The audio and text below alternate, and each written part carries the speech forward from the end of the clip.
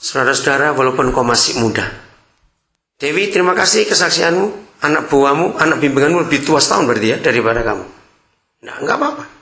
Walaupun saudara masih muda, tapi kalau roh, the spirit of fathership, tahu kata itu ya, roh kebapaan itu ada dalam diri saudara, maka yang tua pun akan anggap engkau papanya. Itu dahsyat sekali. Dunia membutuhkan ini. Coba tayangkan saja, ya, supaya saudara nggak bolak-balik buka Filemon. Kejadian 45 ayat 8. Saya kagum ada ayat ini. Coba lihat. Kita nggak pernah tahu umur Firaun berapa waktu Yusuf ada. Tapi umur Yusuf kita bisa tahu karena ditulis jelas. Yusuf waktu dibawa ke Mesir umur 13. Waktu diangkat jadi raja umur 30. Ya, itu ada angkanya semua. Saya nggak bisa buka ya waktunya.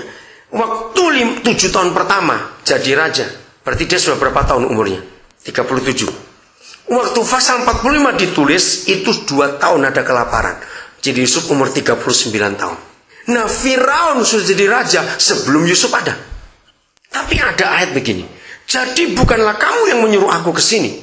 Ini dia ngomong pada kakak-kakaknya 10 orang itu.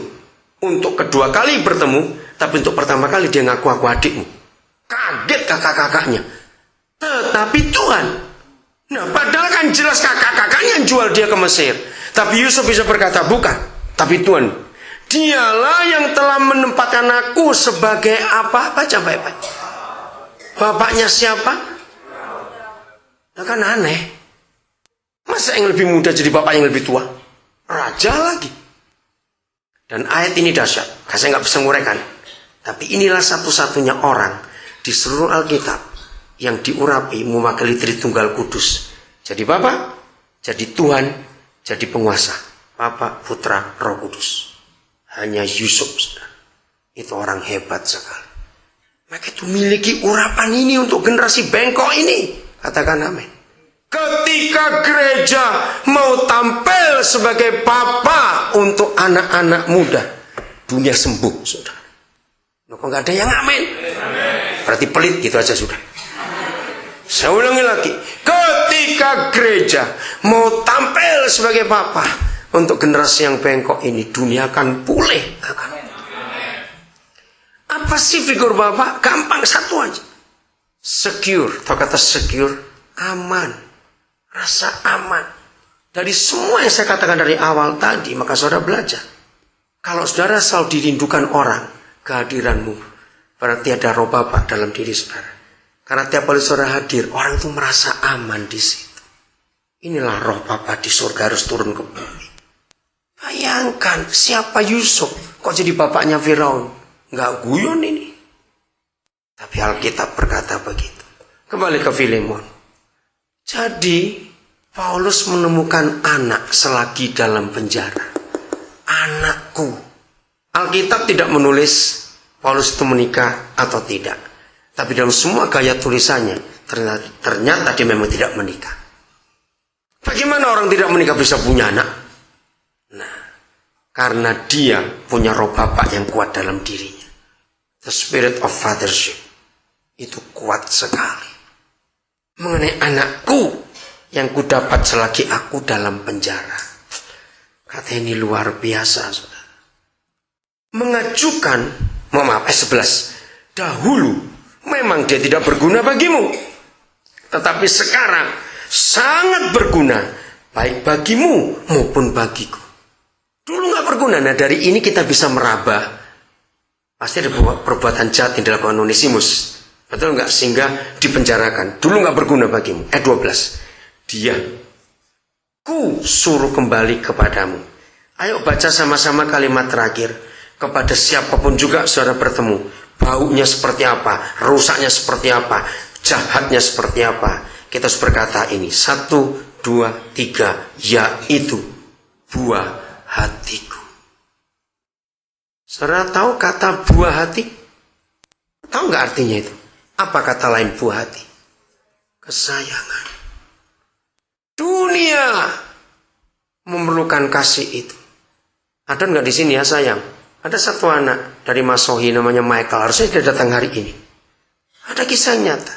November tahun yang lalu bersama Adon, bersama Joyce, kami satu tim, ada 8 orang. Kami ke Pulau Seram langsung ke Saparua. Di Pulau Seram kami nginep di kota Masohi, itu ibu kota pulau itu. Saudara, ternyata di situ begitu kami masuk, saya kaget. Ada anjing Rottweiler. Saya itu sayang anjing. Tapi celakanya suka juga, itu repot. Makan maksudnya begitu, jangan rame-rame. Oke, jangan rame-rame, diam saja ya. Nah, saya tuh kalau lihat anjing di rantai itu saya nggak tahan. Rantainya sudah terputar sampai pendek. Memang tahu sendiri Rottweiler. Ada orang lompat, wah ribut. Terus saya bicara pada semua karyawan di situ, karena pemiliknya nggak ada, sudah pindah ke Jakarta. Saya tanya, sudah berapa tahun nih anjing di rantai? Mungkin hampir 4 tahun. Nggak ada yang berani dekat. Kalau mereka kasih makan, disorong pakai gala, ya, jadi itu bekas kotoran kering di situ, nggak ada yang berani, main semprot air saja. Kasihan. Nah, karena saya belajar di dunia ini hanya ada 2 ciptaan Tuhan yang paling bisa mencium adrenalin. Tahu adrenalin? Oke, itu cairan kimia di dalam darah kita.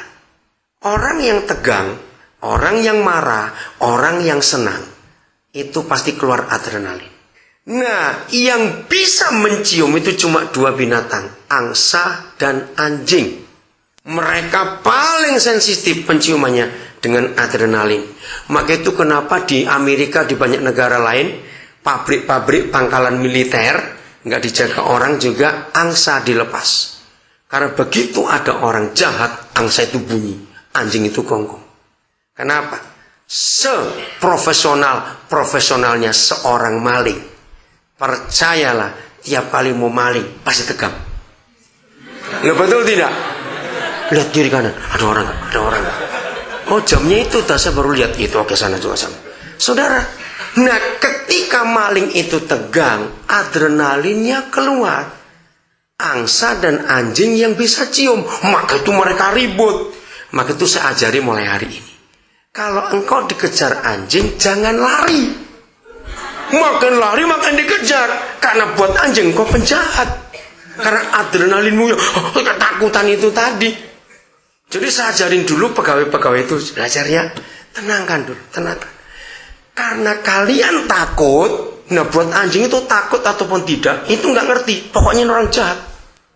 Karena penciuman tadi itu. Coba baik-baik dulu pada dia. Baik bagaimana dulu? Supaya tenang. Jadi saya praktekkan. Saudara, saya tenangkan hati saya. Semua saya dekat, saya tanya namanya, ya. Saya tenang dulu, betul-betul saya dengan ketakutan. Ngeri juga menurut Wailer. Tertawa bos kamu. Galak sekali. Saya heran, walaupun sudah dirantai, tapi badan tetap keker. Rottweiler gitu. Aduh, saudara, kalau meluk dia itu enak sekali. Tebal dagingnya. Wah, kalau dibuat main tuh Rottweiler itu hebat. Saya tenang dulu, saya bukti. Itu yang lain lihat tegang sekali. Saya dekat. Saya usaha betul, nggak ada tegang, saya nggak takut. Karena itu bahaya. Tegang sedikit, dia akan nyalak betul. Karena adrenalin saya keluar yang negatif. Begitu saya dekat. Nah, ini cara belajar lihat anjing. Pantatnya diberikan kepada saya, bukan nyinggung, bukan. Ya, ketika pantatnya diberikan terus ekornya goyang-goyang, walaupun ekornya pendek Rottweiler, bukan. Itu tandanya dia minta ditepuk. Karena itu daerah yang paling dia suka. Itu caranya dekati anjing. Begitu pantat diberi, saya langsung tepuk pantatnya. Itu pertama kali disentuh dalam waktu hampir 4 tahun. Bayangkan, begitu saya tepuk, saudara, dia balik badan, dia langsung melunjak saya, bukan untuk marah. Langsung pegang leher bawah. Anjing paling suka dipegang leher bawah. Itu arti disayang. Begitu saya pegang leher bawah, langsung dia terlentang. Minta digosok perutnya. Itu kesukaannya, gosok dia. Walaupun baunya karena nggak pernah mandi selam. Saya gosok, wah langsung dia balik badan main dengan saya. Pertama kali. Saya ajari mereka, lihat. Anjing saja dikasih tahu. Apalagi orang. Ngerti kebenaran ini? Apalagi orang. Saya buka rantainya, sudah terlilit begitu banyak.